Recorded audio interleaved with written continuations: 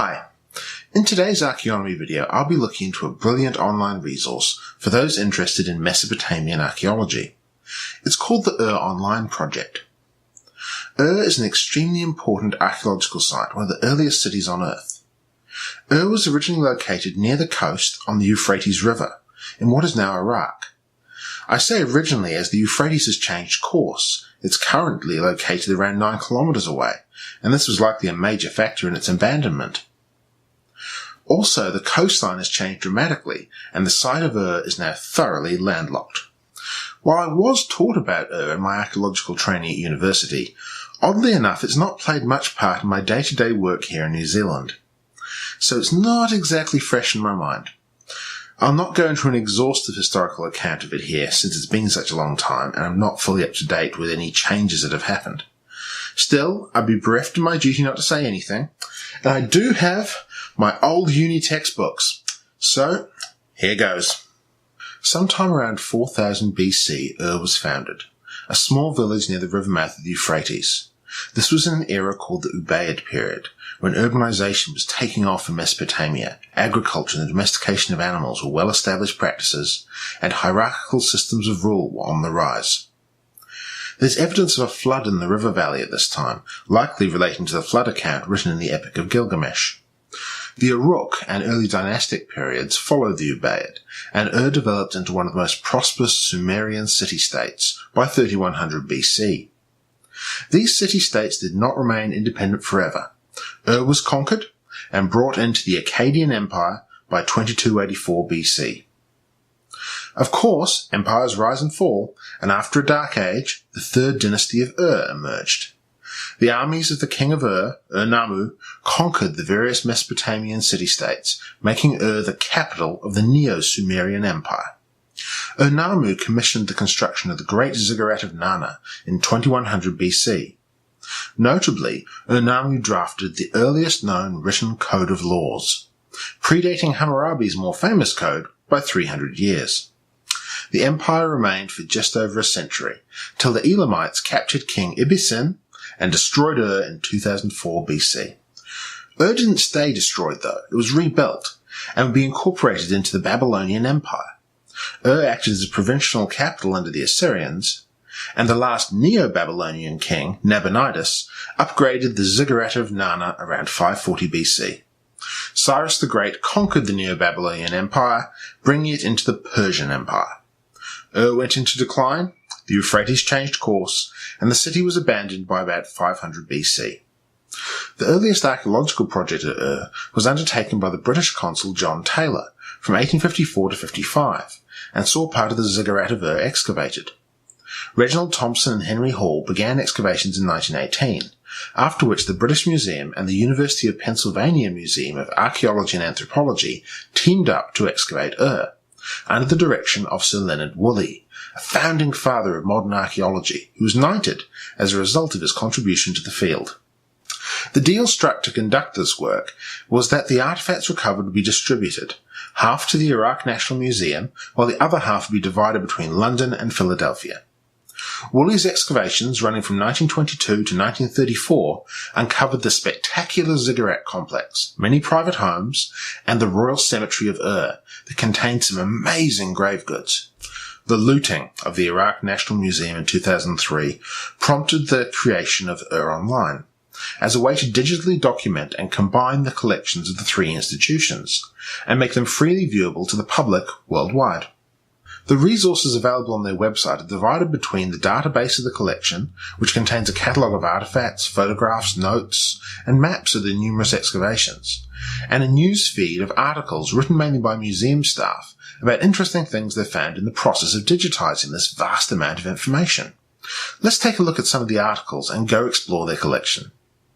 In this article by Tessa de Alarcon, she studies the corroded blades of bronze daggers and shows how she found remnants of the ornately tooled leather scabbards preserved in the encrusted verdigris covering the blades. These scabbards must have been beautiful pieces of leatherwork when they were made.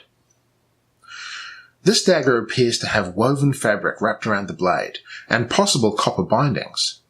Tessa x-rayed the dagger to see if it was more visible, and it revealed a similarly ornate tooled pattern that would have decorated the original scabbard.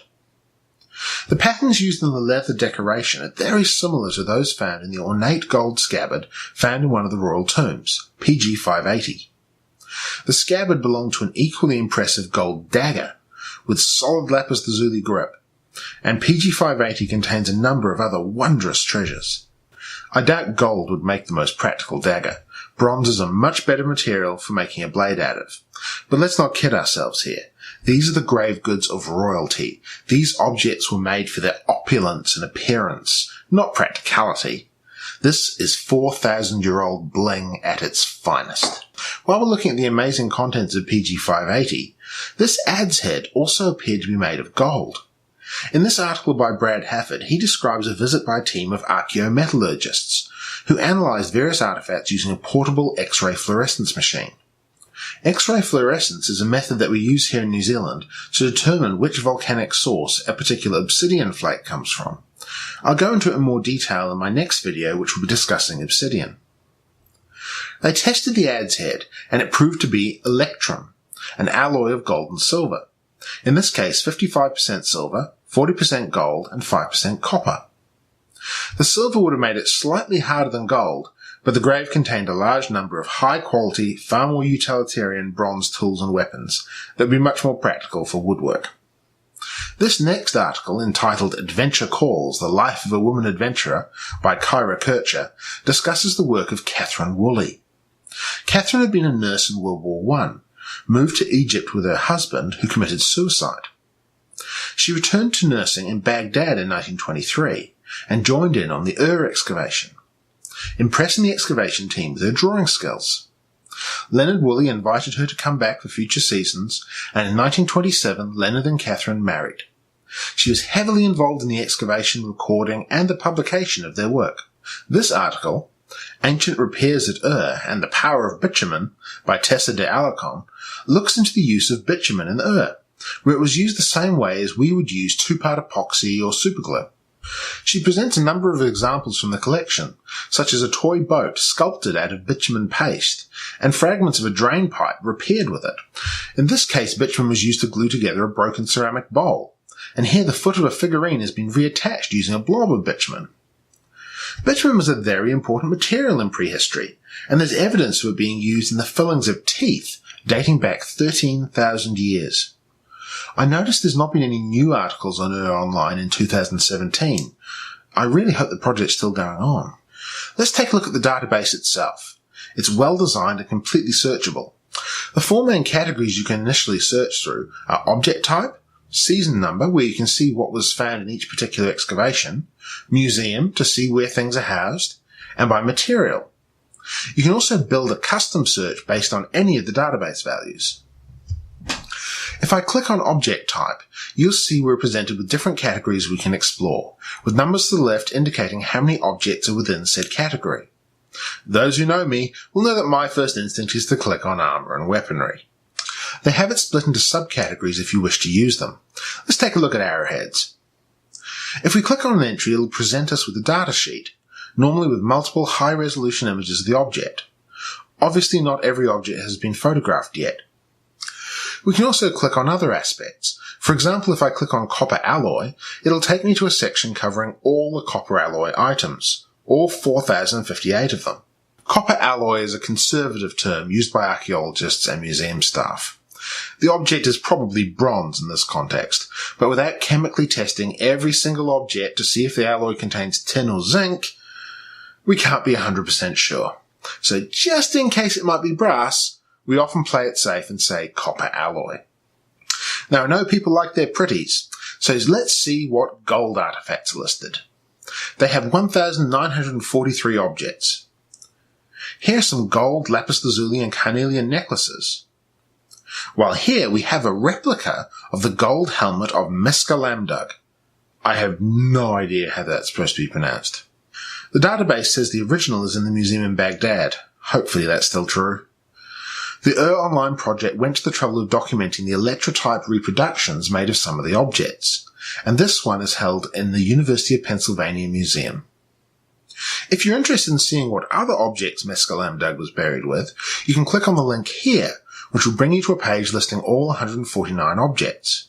This is a powerful and user-friendly database. It should be very useful to anyone wanting to research the material culture of or just people who want to browse a gorgeous museum collection without leaving the comfort of their homes. I hope you've enjoyed this video, and hopefully those of you interested in Mesopotamian history will check out Online. It's a brilliant online resource well worth the look. Thanks for watching. Please like, comment and subscribe. Cheers!